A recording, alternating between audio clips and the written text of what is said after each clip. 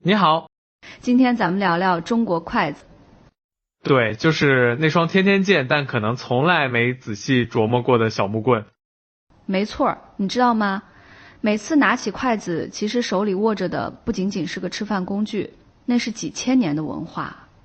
确实，说真的，我昨天吃饭的时候还在想，这玩意儿怎么就这么神奇呢？两根棍子怎么就能夹起滑溜溜的粉条，还能捏住小小的花生米？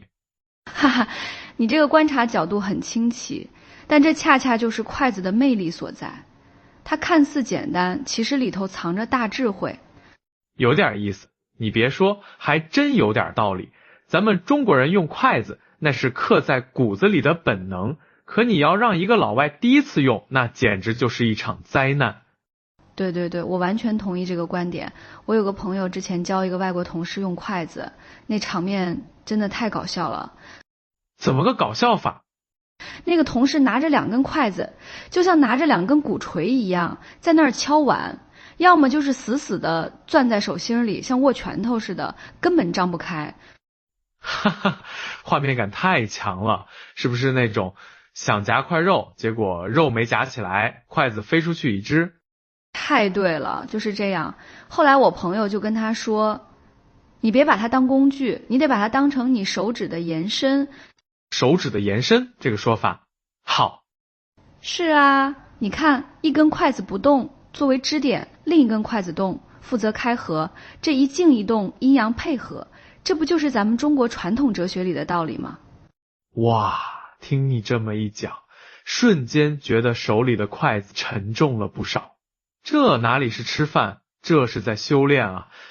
也没那么夸张啦，但确实这个设计特别符合人体工学，你只要掌握了那个巧劲，什么都能夹。话又说回来，我觉得筷子最妙的地方在于它的万能。怎么说？你看啊，刀叉只能切，只能插，勺子只能舀，但筷子呢，它能夹，能挑，能拨，能扒，甚至还能搅拌。确实，而且它还不伤食物。你用刀叉去扎一块嫩豆腐，估计直接就碎了。但用筷子，你可以轻轻地把豆腐完整的托起来。对，这就是温柔的力量。我觉得这也反映了咱们中国人的性格。哦，此话怎讲？你想啊，西方用餐具很多时候是带有攻击性的，刀要切，叉要刺，但筷子不一样，它是协作，是配合，它不破坏食物的完整性，而是顺应它。好嘛，这个我真的忍不住想说，你这个解读太深刻了。确实，中国人讲究和讲究顺势而为，筷子就是这种文化的体现。是吧？我也觉得。而且你知道吗？筷子的材质也特别有讲究。那当然，最早的筷子可能是树枝，后来有了竹子、木头，再后来有金银、玉石，甚至还有塑料的。但我还是最喜欢竹子的。为什么？因为竹子有韧性，而且防滑。最重要的是，它有一种自然的温度，摸上去不冰手，用起来也顺手。确实，古人说宁可食无肉，不可居无竹。把竹子做成筷子，每天拿在手里，也算是一种亲近自然的方式吧。没错，而且你有没有发现筷子的形状也很有说法？你是说一头圆，一头方？对，就是这个。这个我知道，天圆地方嘛，圆的那头对着天，方的那头对着地。是的，古人认为人生活在天地之间，吃饭是大事儿。所以要把天地的道理都融进这双筷子里。而且长度也有讲究，通常是7寸6分。7寸6分，这代表什么？代表人的七情六欲啊。哇，连吃饭都要提醒自己控制欲望吗？哈哈，可以这么理解，意思是说人在享受美食的时候，也不能忘了做人的本分，不能被欲望牵着鼻子走。说真的，听你这么一科普，我突然觉得自己以前饭都白吃了。哪有？大家平时只顾着好吃不好吃，谁会在意这些细节啊？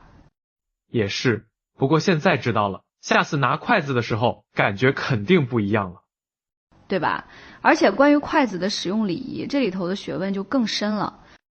哎，这个我得说说，我最讨厌那种在菜盘子里翻来翻去找肉的人。对对对，那个叫迷槽坟，是非常不礼貌的行为。还有那种把筷子竖着插在米饭里的。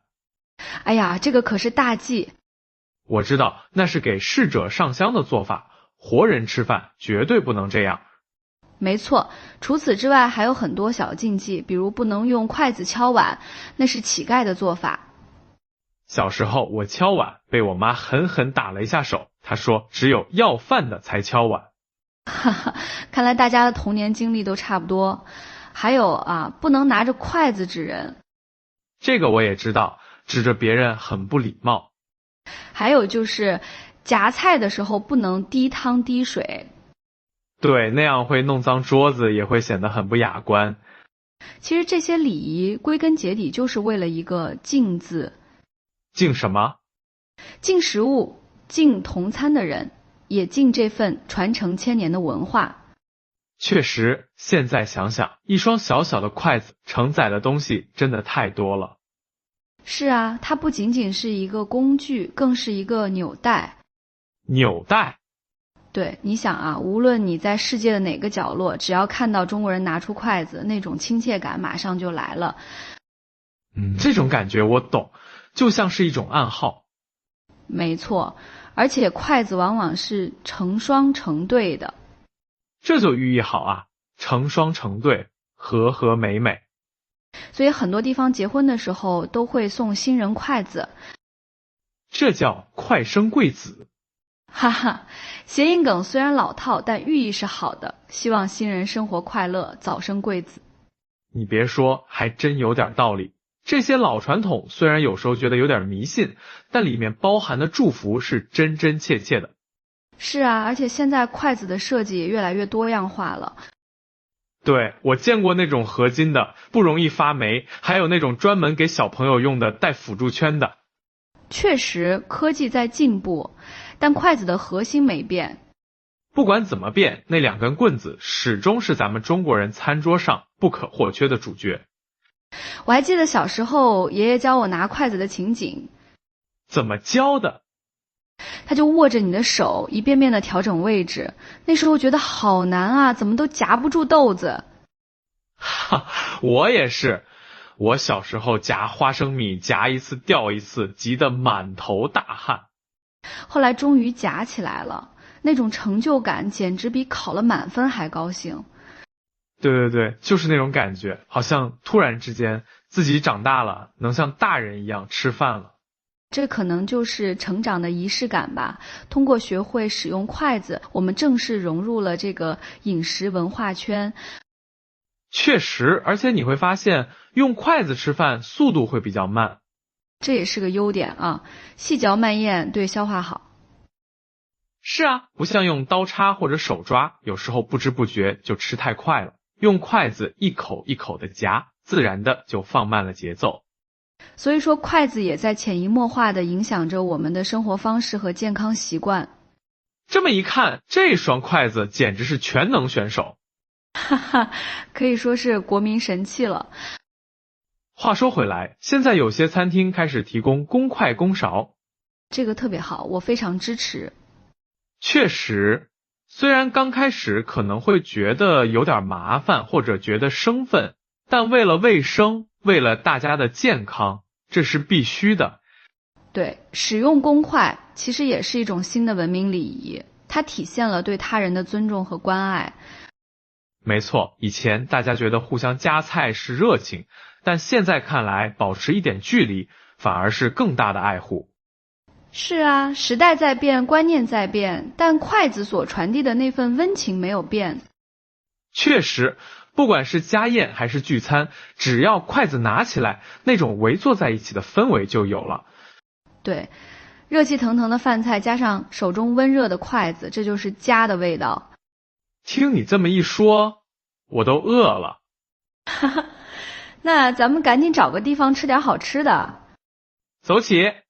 不过这次我得好好感受一下手里这双筷子的分量。好啊，看看你能不能夹起那颗最滑的鹌鹑蛋。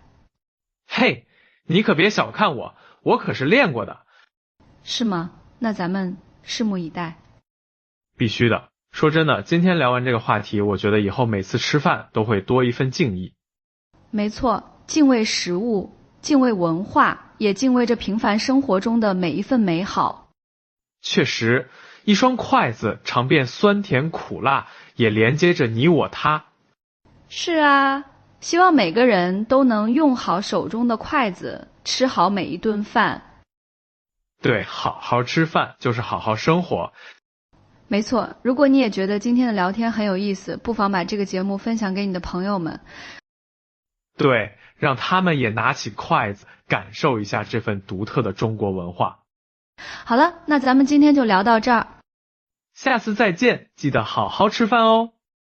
拜拜。拜拜。